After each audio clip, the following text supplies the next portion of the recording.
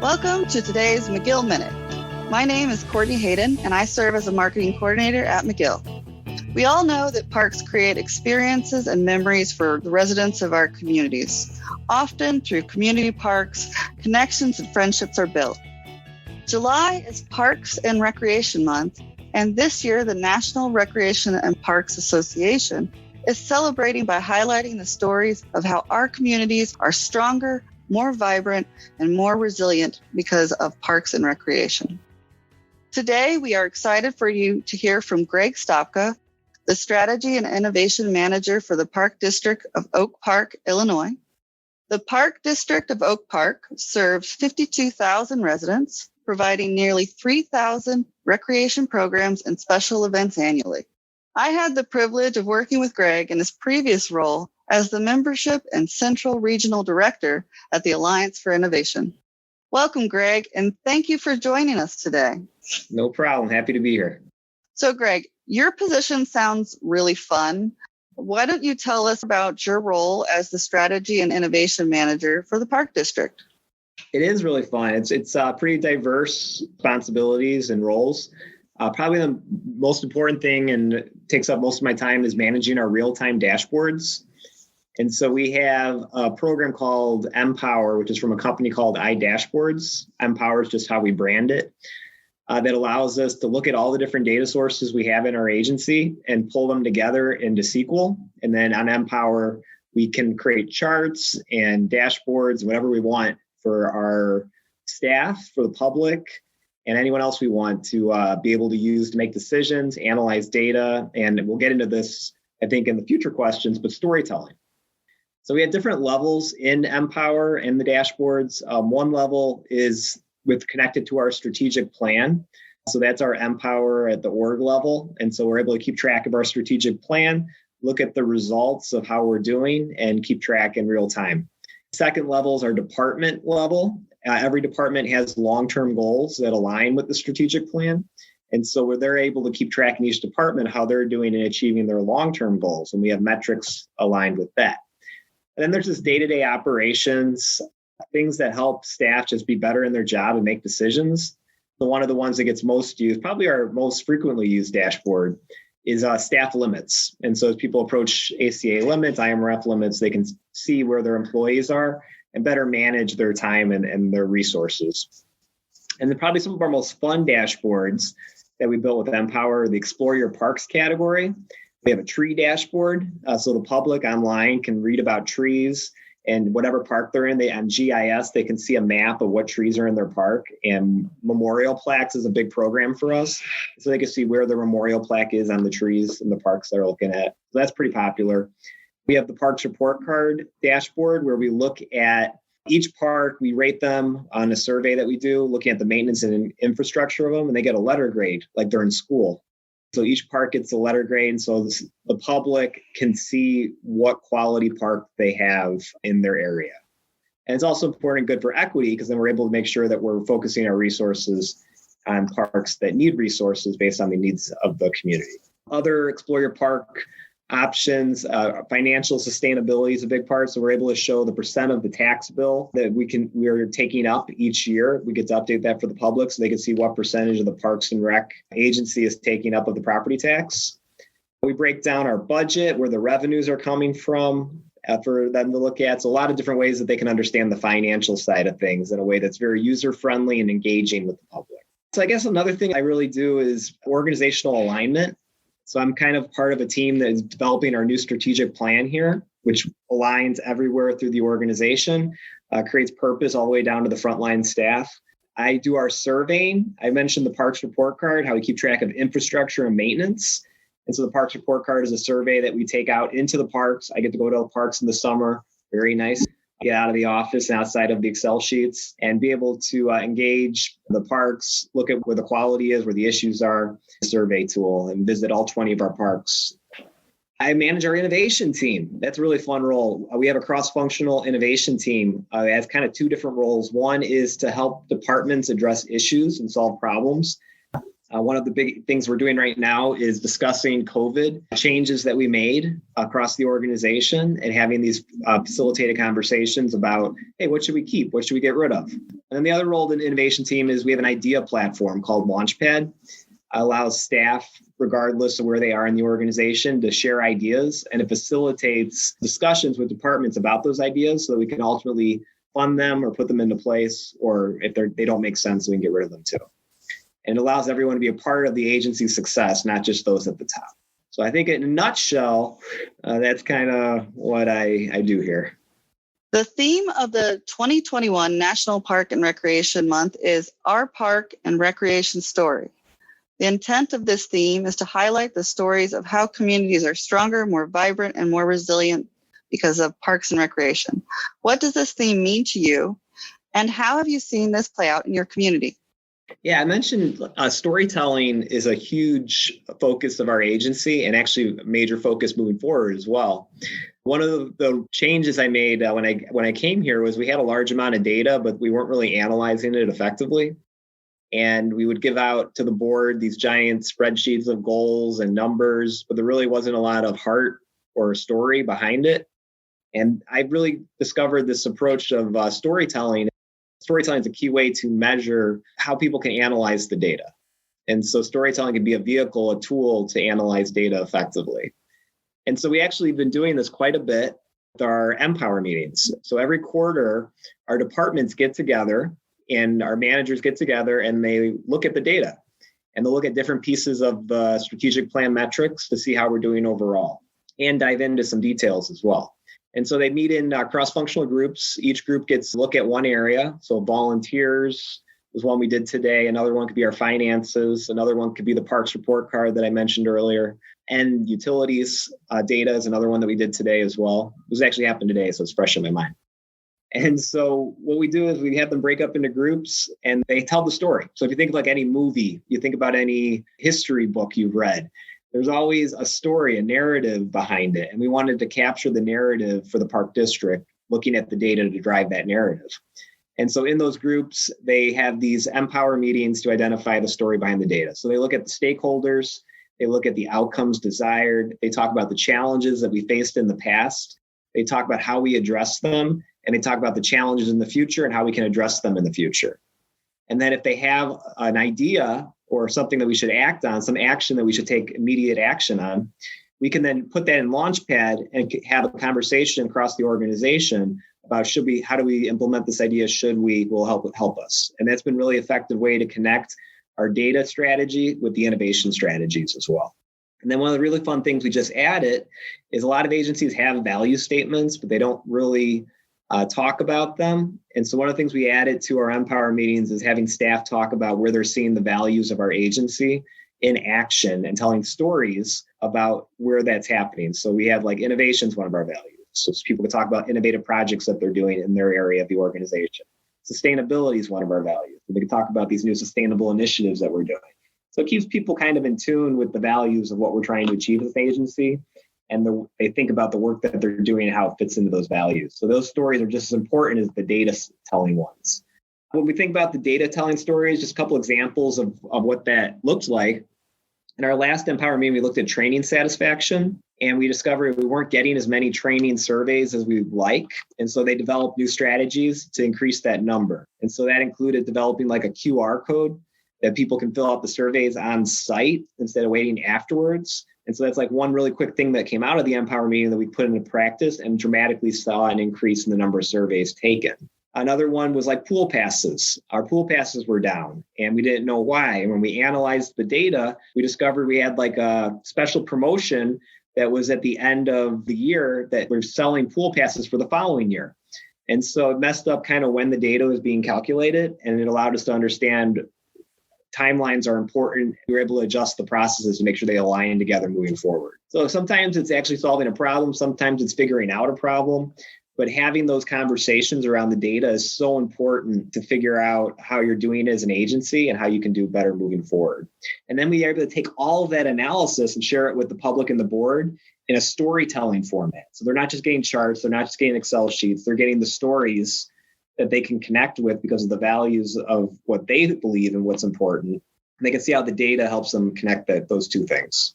Then we can put that out on the website, and then all the public can get access to it. And then over time, it tells the history of the park district and how we're doing.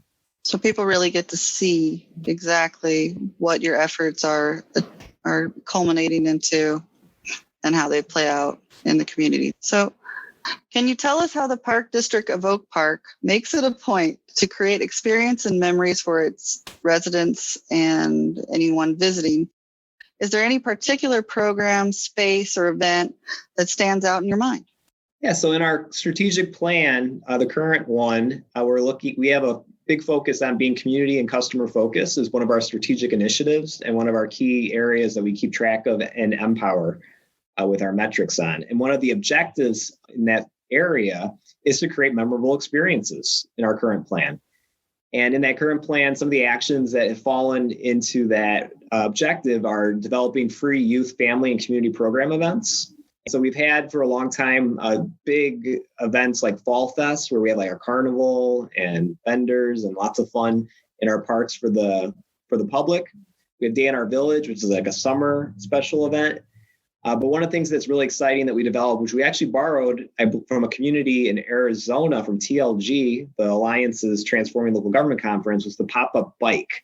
I forgot which community it was, but they had a van where people could write what they want for the agency on the van. So we borrowed that mobile engagement idea and developed the pop-up bike. So we can load it up with like toys and games and whatever we want. It's got a big trailer on the back, and we're able to ride the bike to the different parks and provide free activities for those that are in the parks that day, and then they can see the schedule. So COVID kind of derailed that last year, but we're going to bring it back with a vengeance here in 2022 and 2023. Another big focus is nature play areas. A lot of kids in an urban area, it's really important they get connected with nature. And so we're able to develop parks and park equipment that is natural. So like logs for steppers or rocks, and turn those into play activities for jumping and stepping. And that's been a really powerful way to connect kids to nature, even if there's not a lot of nature around you in an urban area. Moving forward, our next strategic plan, we want to kind of expand on this to create memorable experiences objective and still do that, but with a lens towards equity. And so we want to ensure that we're creating memorable experiences for all. So in our 2022-2024 plan, we're looking at potentially objectives related to our new community rec center that we're hoping to create, and developing a youth leaders committee, develop free programming for that. And then we're also mentoring opportunities for youth, creating safe and welcoming space for all, and figuring out process and procedure to do that. And then with our seniors, we create a lot of fun fitness equipment in some of our parks. We want to make sure seniors know about that. And so engaging seniors to know that these opportunities are there for them to have those memorable experiences in the parks too. So it's a lot of engagement with targeted groups in the community that are underrepresented, and try to engage them to create those experiences for them. And so I think that's a big part of where we're going moving forward with that theme. The pandemic was a challenge for many. How did you and your team transform to address the times we face? Did you learn anything during this time that you may stick with moving forward? I know you talked about that you would actually work with your team to address that. And are there any particular trends that you're tracking now as a result of the pandemic, or recommendations that you'll make for future park plans? Yes, I mentioned we're doing these COVID reflection conversations with the different departments. And this question really fits into that. And it's what we're trying to do, is identify what were those changes that we made in the heat of the battle with the pandemic that we want to think about whether we should keep it, should we get rid of it, or do we want to add and learn from it? And so we had quite a bit of those. Some of the cool highlights have been our ones with our conservatory department, and we had plant sales. They used to be live. We moved it all online, and how successful that was. And it's been clear that we really want to figure out a way to have an online plant sale moving forward, that the convenience, the flexibility makes it really helpful for residents to have those options, whether it's live or online. We talked in my department about our PO process. We kind of had a procedure where people had to turn in purchase orders in person with a tangible copy of it. And we're having a conversation about, we went digital during COVID, and how can we build a better PO process moving forward, taking those lessons learned. We used a lot of Zoom when we were going through this, having conversations about where Zoom makes sense. Did our Empower meeting today with Zoom, and we were all over in different facilities. Summer is very busy for Parks and Rec with summer camps and pools. And so getting everybody to come together in one facility when you're all over the place can be challenging. Zoom allows us to do that and have breakout sessions and do the exact same stuff we do live that we couldn't do in person. So it was kind of interesting to continue that, even though we were able to meet live, providing that flexibility. So having those conversations where Zoom makes sense as a tool versus getting when do we want to meet live, and how we could be more effective as an agency using Zoom as a tool, not because we have to, but because it helps us more as an agency. Another things with training. Training used to be mostly all live. We did some online training, but it wasn't used extensively. And so during COVID, we had to do quite a bit or all online for the most part. And so we have a learning module through Paycom, our HR payroll software. And with that learning module, we can create custom trainings that staff can go on there and take. And so we've been really leveraging that. We used it for orientation. So now orientation is completely on Paycom, and people can go through that, take quizzes and answer questions to better understand the agency and take it on their time so they can figure out, I want to pause for a second and go eat something instead of just being locked in a room for an hour and a half. And that way they can also kind of absorb it better too. So it creates flexibility. It can be effective for some. We also have live training coming back as well. But it's about finding the balance where live makes sense. If you're learning how to use a chainsaw in the parks, probably need to be live, more effective than virtual. But there's times where virtual makes more sense.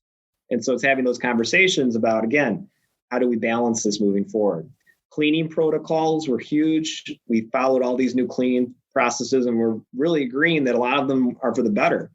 And so we're trying to figure out protocols we want to keep moving forward, and having cleaner parks is a nice thing. And then our program scheduling got really creative during the pandemic. And so we had to make 2-week summer camp versus 1 week. And so we're having conversations about where does scheduling changes make sense to keep versus not keep. And then with drop-in programming, small groups could get together.